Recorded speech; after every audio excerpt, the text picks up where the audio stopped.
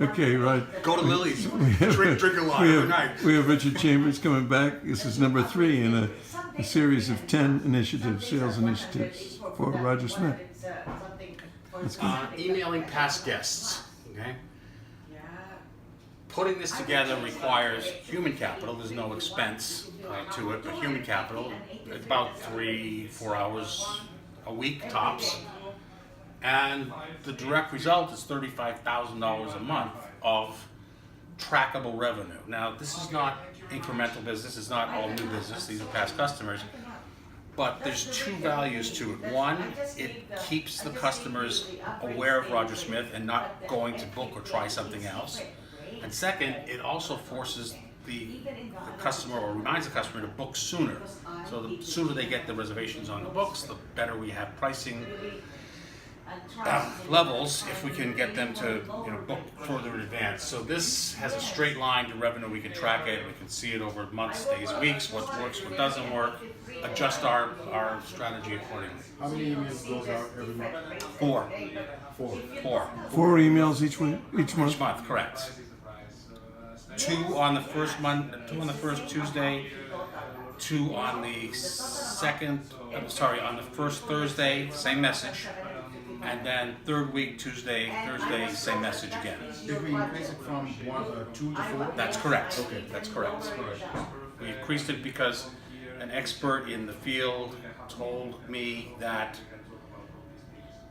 even if it's counterintuitive, sending the same message twice with a span of 2 days generates more business than not. And so far, it's true. We'll see. Again, we can test it. Third one. Okay, now I'm going to break here for the advertising, and we're going to start again. Let's go. All right. This is number 4. There was an opportunity presented to the hotel for the Jazz Festival. It was a spin-off of the summer concert series that is regularly held here. But it was a new piece of business here. It was a risk. We knew it was a risk. We sat down with Para, actually went through it, and said it could be from 0 to 150 rooms. We didn't know. Okay, now, there was no physical capital to this. We didn't spend any money, but certainly Martha spent time on it, and I did too, going back and forth with these people. She had to set up the link to make the reservations, all the rest of it. We generated 21 room nights. So would we do it again? Most likely not, unless they stopped offering a second hotel downtown. If we were the only hotel to be offered, then we would do it. But there was a linear thought to this. We knew the risk, and in January it was relatively low. If they wanted to do this over UNGA, we would have said no immediately. So, I mean, sometimes it's a good idea that doesn't pan out. So we know next time if they come, this is what we're going to do. If they don't want to do it, then we don't do it. That's fine. And we gave them cold rooms, right? Yes, How many correct. were there? I would say at least 25. I would say. Yeah. That's it. Off to our sponsor. Number 5, Lufthansa. Lufthansa RFP just came from World Hotels. James asked, should we fill it out or not? I said, I don't know. So I looked on the H360 report. Lufthansa is all over our competition. They have 200-300 rooms in hotels right next to us that we don't have. We're not on the shelf. Okay, so when a Lufthansa booking agent looks, we're not on the preferred list. I mean, if someone said I really have to stay at the Roger Smith, they would book us, but we're not in the program, so we don't get any. So, of course, yes, we signed up for it.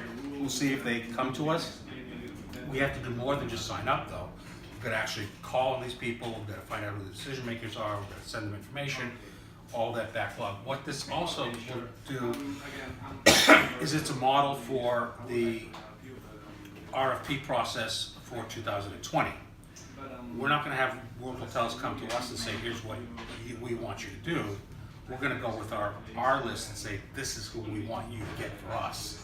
Because we know who's in our backyard, who's producing, and we don't need them to come and tell us, well, we don't have to guess, we know. And here's 40 accounts we want you to get us into, and you get us into 10, 3, whatever it is, but we know that if we get into their programs, they have business in the competitive set, we have a chance to get it. So that's the model for going forward. So that's number 5, that's Lufthansa. We're gonna take a break now and listen to our sponsor, and then we're gonna come back to I'm headed for number 7.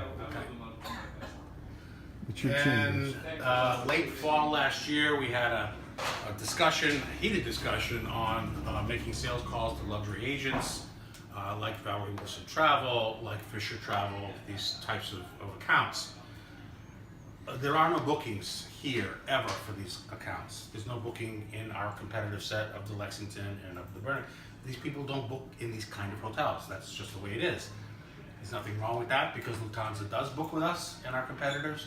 These people don't. So there was no physical cost. I think it was a subway ride or an Uber, but it took somebody a full day of calling on these agents to no avail. There's nothing we could do that would ever get any of their business. So just don't do this anymore. That's all. Which platform was that? Huh? Through it was House of Cruisers? Yeah, it was Cruiser, a little soiree. And you know, Cruiser has accounts that book this. I get it, that's fine. Right. Just not for us. So we shouldn't be going on those accounts, right? We should just check it first, right? If there's business, we'll go. If there isn't, don't. That's all. Perfect. That's a perfect example of a sales effort with no results. Nothing we could do. We could dance, stand up and down, drop our rate. It doesn't matter. That's not who these customers want. And Lufthansa, they don't want the New York Palace and the Four Seasons. Break for our sponsor, and now we're gonna be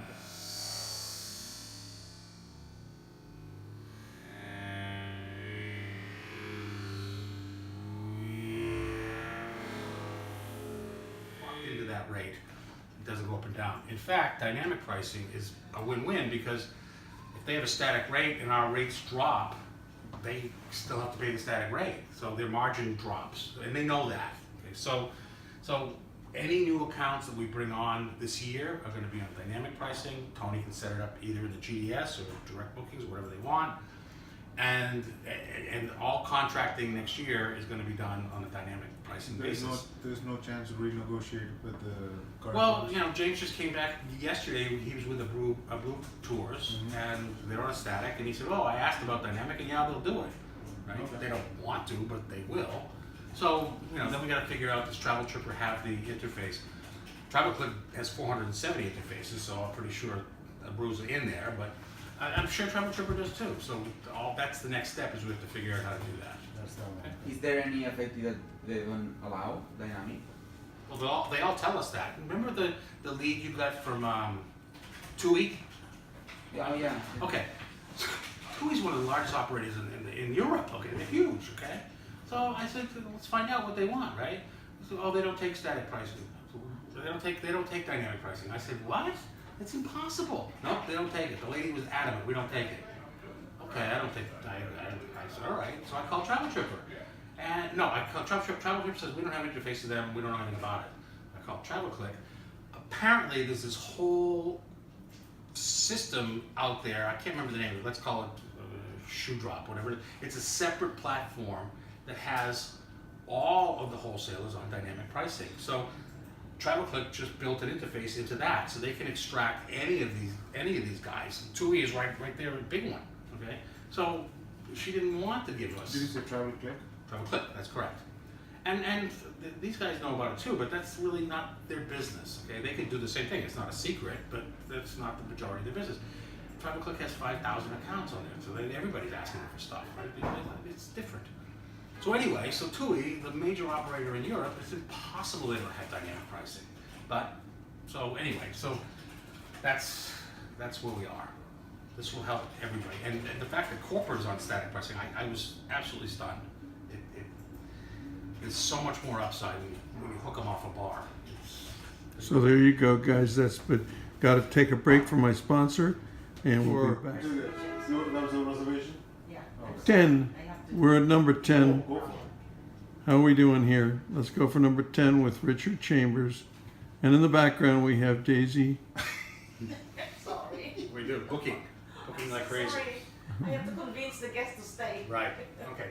So we have disparate technology, which is very, very difficult. It's really kind of a symptom of this. But we have Opera, we have ACT, we have Triple Seat, we have Travel Tripper, we have, I don't know what it's not called, Revenate, it's something else. Review Pro? Yeah, Review Pro. All of these systems some connect, some don't. It's just really hard, and you know, everybody's got their own passwords, and they lose them, they forget them, they don't use this stuff. We're using 1% of half of it. I mean, it's just difficult, and instead of adding more on, we need to really figure out what each one does, and if there's duplicity, then we need to weed some out. And so I don't have the answer to this, but we're paying subscription fees for all of it, and I mean, I know for a fact that Opera does email, ACT does email, Triple Seat does email, Travel Tripper does email. I mean, you know, what's the other one? The Sendine one, the Sendine. Yes, folio. Yeah.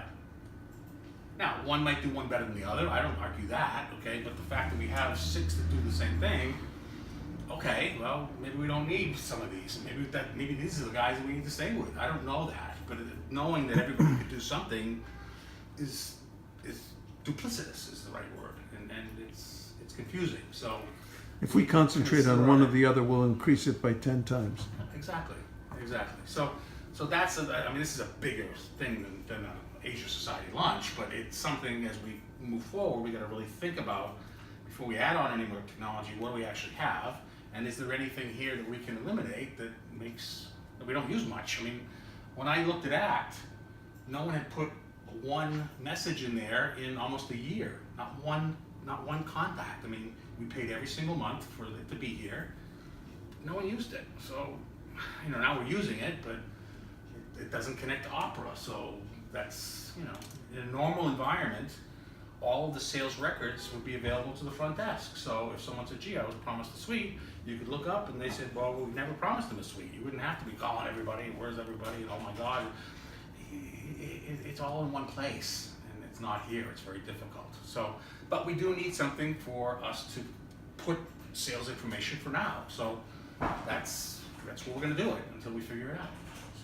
So that's for Roger Smith News, Roger Smith Sales Initiatives by Richard Chambers.